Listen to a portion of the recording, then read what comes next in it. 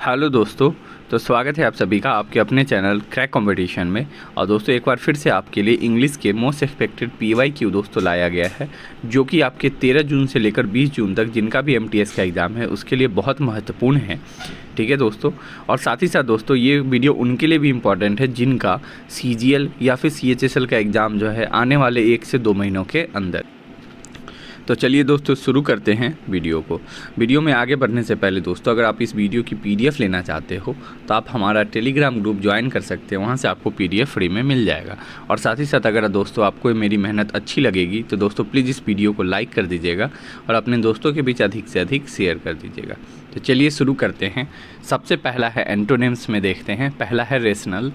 Rational का दोस्तों meaning होता है तर्कसंगत। ओके दोस्तों, आपको जो है साथ साथ आंसर बताते चलना है। तो इसका आंसर बताइए क्या होगा। तो दोस्तों अगर हम लोग रेशनल का अगर हम लोग अपोजिट की बात करें तो हमारा करेक्ट आंसर हो जाएगा इलॉजिकल। इलॉजिकल मीन्स होता है कि जैसे रेशनल मीन्स हम लोग कोई चीज़ को सोच समझ कर बात कर रहे हैं, तो इलॉजिकल मतलब बिना सोचे समझे किसी भी बात को कह देना या फिर किसी भी काम को कर देना। ओके, तो ये आपका बिल्कुल करेक्ट हो जाएगा, ऑप्शन 1। नेक्स्ट है रिलेंटलेस। रिलेंटलेस मीन्स होता है दोस्तों दयाहीन और कठोर। तो अगर हम लोग रिलेंटलेस की बात करें तो इसका आपका अपोजिट क्या रहेगा। जी हाँ दोस्तों, इसका आपका हो जाएगा यील्डिंग हो जाएगा, यानी कि जो प्यार से बात करे किसी से, कोई इंसान से, मतलब उसका जो नेचर है वो गुड हो किसी के सामने भी बिहेवियर। ओके, तो ये आपका हो जाएगा यील्डिंग। इट मीन्स आपका ऑप्शन 3 करेक्ट है। नेक्स्ट है वर्चुअल। वर्चुअल दोस्तों आप लोग रेगुलर लाइफ में यूज भी करते होंगे कि वर्चुअल इमेज है, यानी कि आभासी जो दर्पण है, आभासी प्रतिबिंब बनाया। तो इसका अपोजिट क्या हो जाएगा दोस्तों आपका। अगर कोई चीज़ आभासी है इट मीन्स क्या है कि उसका अपोजिट हो जाएगा कोई चीज़ ऑथेंटिक है, इट मीन्स रियल है। क्या हो जाएगा, ऑथेंटिक को आप लोग रियल भी इसको लिख सकते हैं। ओके, चलिए बढ़ते हैं नेक्स्ट सवाल पे। रस्टिक। रस्टिक मीन्स दोस्तों होता है देहाती, जो देहाती टाइप, यानी कि जो गांव, इस तरह से रिलेटेड आप रस्ट से कह सकते हो कि जैसे रस्ट मतलब क्या होता है, जो पुराना होता है, जो ऑड होता है, तो देहाती हो गया। इसका अगर आप लोग बात करें अपोजिट का तो आपका हो जाएगा अर्बन। अर्बन मीन्स आपका क्या हो जाता है शहरी। इस तरह का चीज़ जो है आपका करेक्ट हो जाएगा। ओके, चलिए अब हम लोग बढ़ते हैं एटर्निटी पे। सिनोनिम्स है आपका। सिनोनिम्स में देखते हैं सबसे पहला एटर्निटी।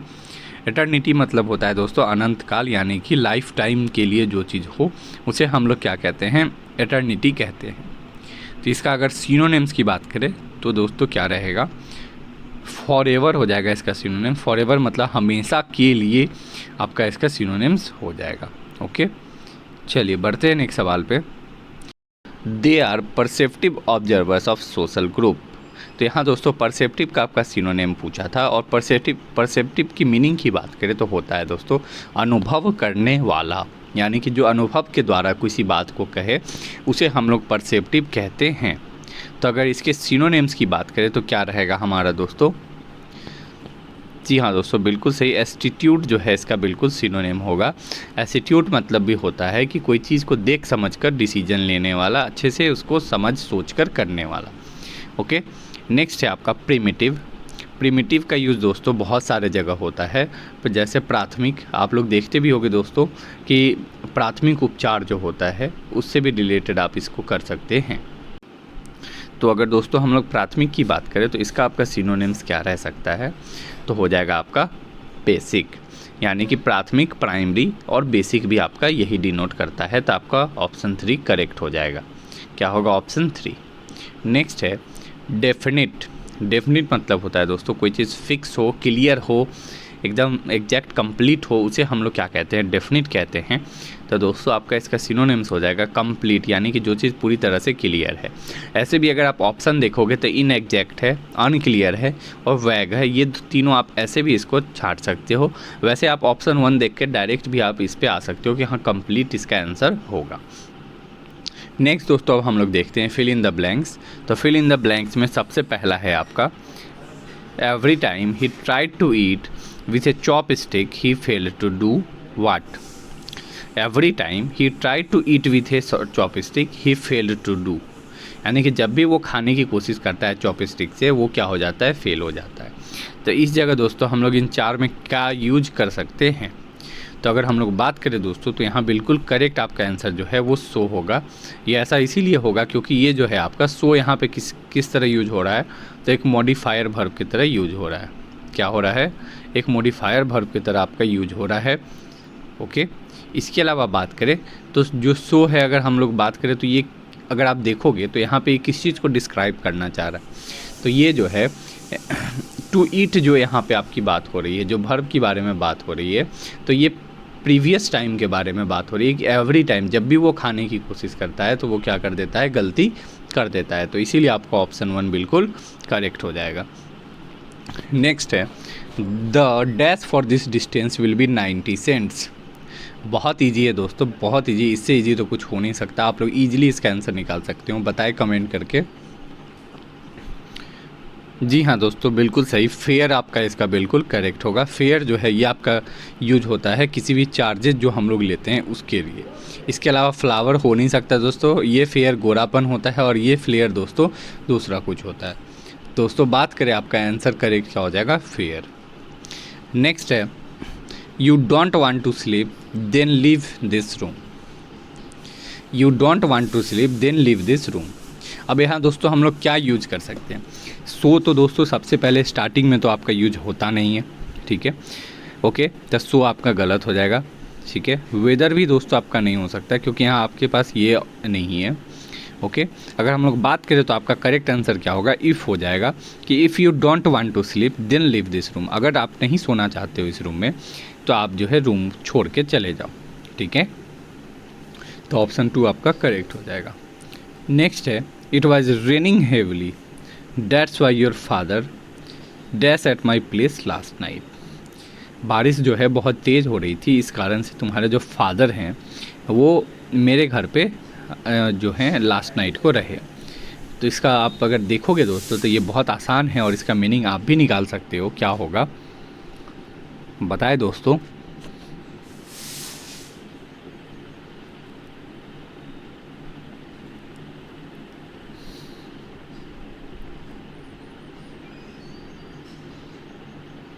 जी हाँ दोस्तों, बिल्कुल सही, इसका करेक्ट आंसर आपका हो जाएगा स्टेड हो जाएगा। स्टेड मतलब होता है रुकना, तो ऑप्शन 3 आपका बिल्कुल करेक्ट हो जाएगा। ओके, ठीक है, चलिए बढ़ते हैं नेक्स्ट पे। The CM flu the flooded areas in helicopter.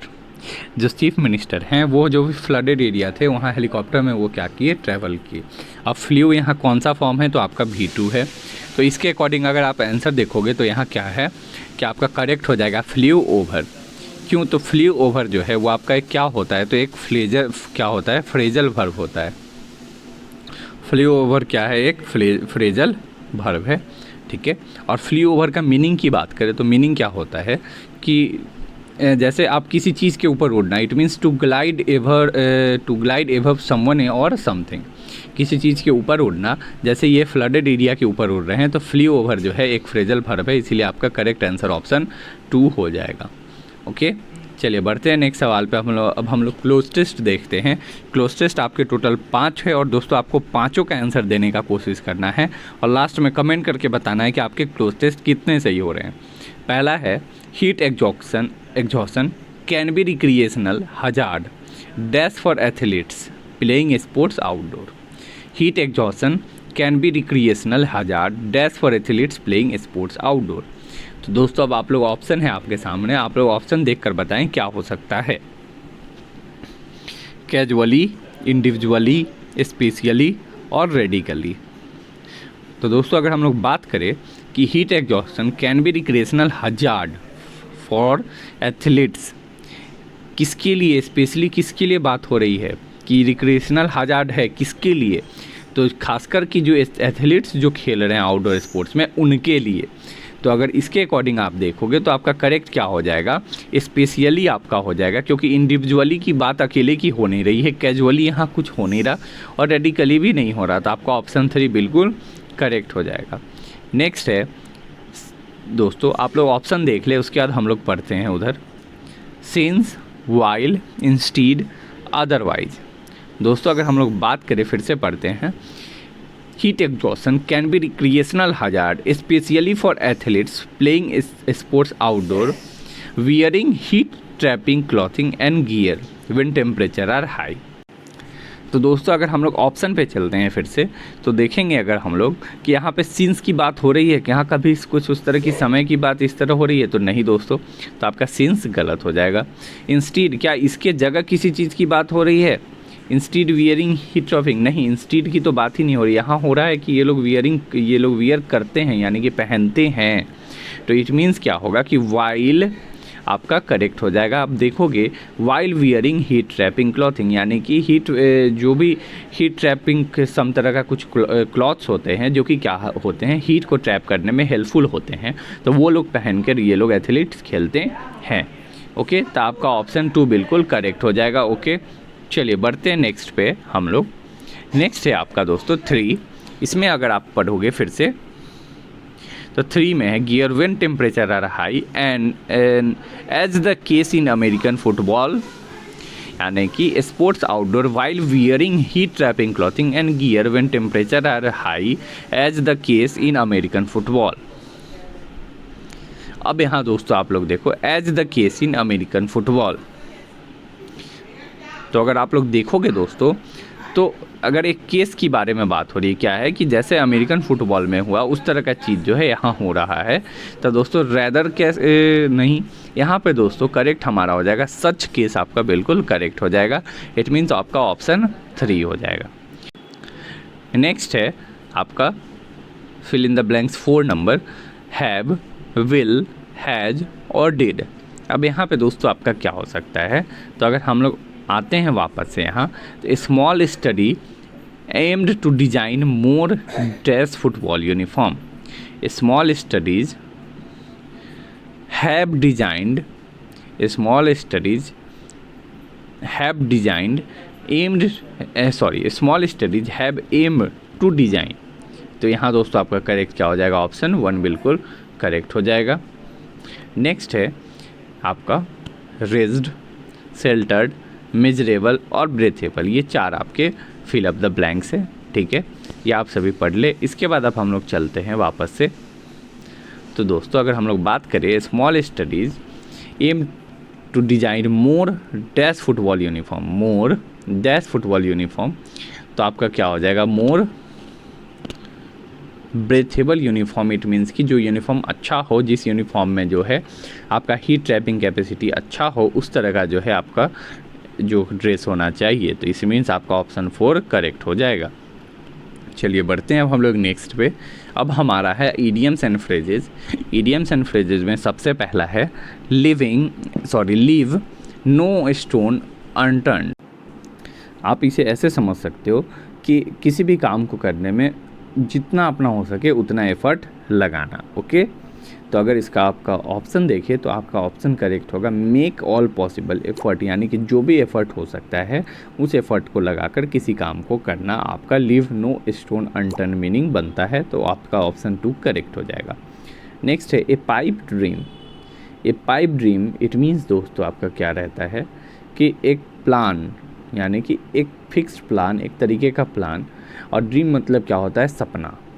तो एन इल्यूजरी ड्रीम क्या होता है, एक इल्यूजन होता है, तो एन इल्यूजरी प्लान आप ऐसे समझ सकते हो। ड्रीम मीन्स सपना और इल्यूजन मतलब भी ये, तो आपका ऑप्शन 1 बिल्कुल करेक्ट हो जाएगा। नेक्स्ट है मैन इन द स्ट्रीट। क्या है दोस्तों, man in the street it means man of talent, a foolish man, simple man और a dutiful person. Man in the street it means होगा दोस्तों आपका सिंपल मैन, यानी कि जिसका नेचर बिहेवियर जो है वो साधारण पर्सन की तरह हो, उसे हम लोग मैन इन द स्ट्रीट कहते हैं। तो आपका ऑप्शन 3 बिल्कुल करेक्ट हो जाएगा। नेक्स्ट अब दोस्तों हम लोग OWS की तरफ चलते हैं। तो पहला है OWS में the life history of a person written by himself, यानी कि वो हिस्ट्री जो कि उस पर्सन के द्वारा खुद ही लिखी गई हो, उसे हम लोग क्या कहते हैं। तो बहुत आसान था ये, आपको ऑटोबायोग्राफी से कहते हैं। ऑप्शन 2 आपका बिल्कुल करेक्ट हो जाएगा। नेक्स्ट है आपका an unconventional style of living. Unconventional style of living को हम लोग क्या कहते हैं, बोहेमियन कहते हैं। क्या कहते हैं दोस्तों, बोहेमियन कहते हैं। तो आपका ऑप्शन 2 बिल्कुल क्या होगा, करेक्ट हो जाएगा। ठीक है, चलिए बढ़ते हैं नेक्स्ट पे। One who dislike art and culture. जो आर्ट और कल्चर को डिसलाइक करे उसे हम लोग उस तरह के पर्सन को क्या कहते हैं, तो उस तरह के जो पर्सन हैं उसे हम लोग कहते हैं फ़िलिस्तीन कहते हैं। ये आपको दोस्तों ध्यान रखना है, बहुत इंपॉर्टेंट है। ऑप्शन 2 आपका करेक्ट हो जाएगा। ओके, तो दोस्तों ये सारे प्रश्न जो हैं आपके MTS एग्ज़ाम के लिए इम्पॉर्टेंट क्वेश्चन कराए गए हैं, जो कि 13 जून से लेकर 20 जून तक आपके होने वाले हैं। ठीक है, अगर दोस्तों आपको मेरी ये वीडियो अच्छी लगी हो तो दोस्तों प्लीज़ इस वीडियो को अधिक से अधिक लाइक कर दें, अपने दोस्तों के बीच शेयर कर दें। ओके, और अगर आप पहली बार आए हैं इस चैनल पे दोस्तों, तो प्लीज़ इस चैनल को सब्सक्राइब करके बेल आइकन का बटन दबा दें, ताकि आपको इस चैनल से रिलेटेड सारे अपडेट मिलते रहें। तो चलिए दोस्तों, मिलते हैं फिर नेक्स्ट वीडियो में। Thank you.